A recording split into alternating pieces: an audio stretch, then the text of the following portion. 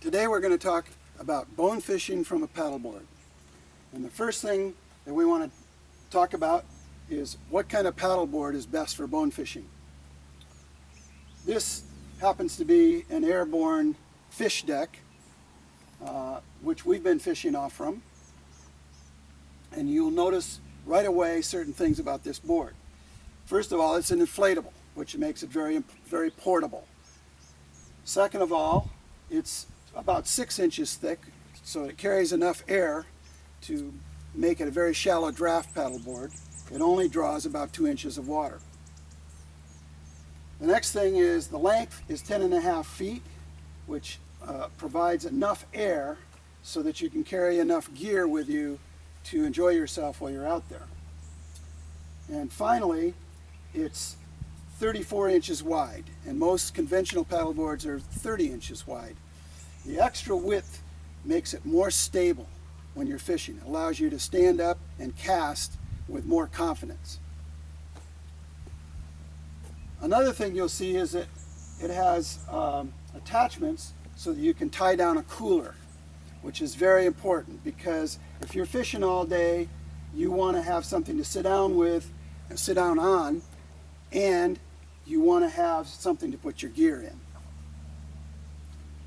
It has some other features that I think are just absolutely necessary. It has D-rings on the front so that you can put a bungee cord so that you can slide your paddle underneath when you're not using your paddle. It has a bungee cord connections in the back so you can put other gear.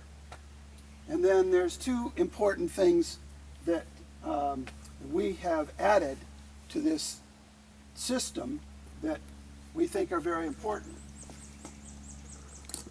We have what we call the water brake, which is really a small sea anchor which helps you control your drift when the wind is blowing.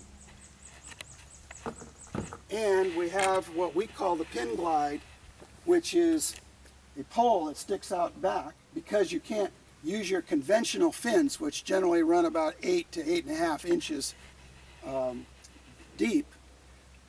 When you're up on the flats, those don't work, but you need something to stabilize the boat and make it track straight. So we have added what we call the pin glide. Now, the next thing you need to do is you need to strap your cooler down. So you need to have a strategically placed D-ring where you want that cooler to be, and then you strap it down with a strap like this, or you could tie it down. Either way will work.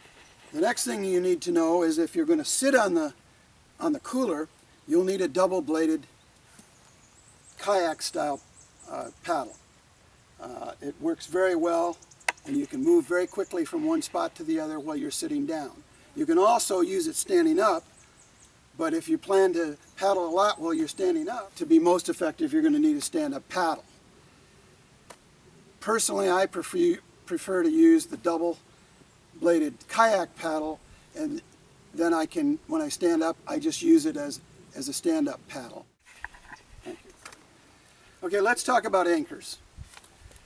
Sooner or later, you're going to be fishing and you want to anchor the boat or keep it in one spot. Okay, now I'm going to show you how to stake this paddleboard out, this FishDeck. You need some sort of pole. This happens to be a window washing extension pole. And we have designed the boat with an indent in the back and 2 D-rings on either side.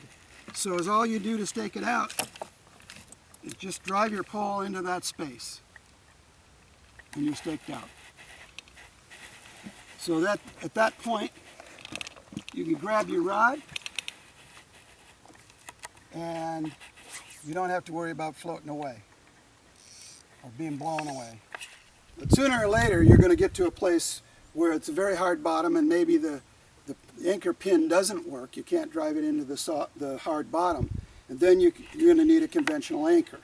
Well, it's very handy to have one of these fold-up small anchors, which people use on kayaks and other small boats. And so then you, with about 20 feet of line on it, so you can quickly anchor it conventionally. It also is important if you're in deeper water, fishing for, let's say, smallmouth bass, and you want to fish water that's 20 or 30 feet deep, you're going to need this kind of anchor.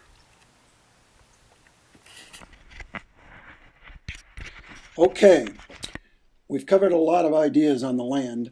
Let's see how they work out on the water.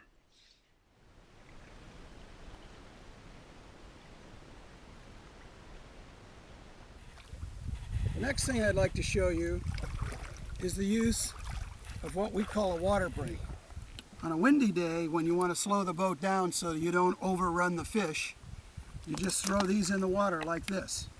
Now, I'm using 2 of them. One of them will work, but obviously 2 on a windy day is better than 1. And they're very easy to lift back up with the paddle. You simply reach underneath them, let them drain a little bit, and bring them back onto the paddleboard. Because of their design, the water runs out of them.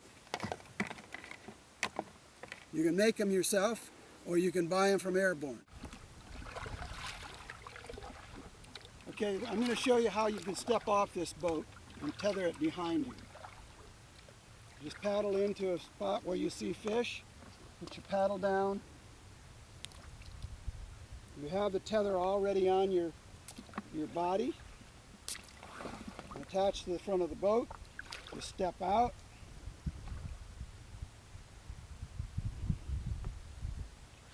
And you're ready to go.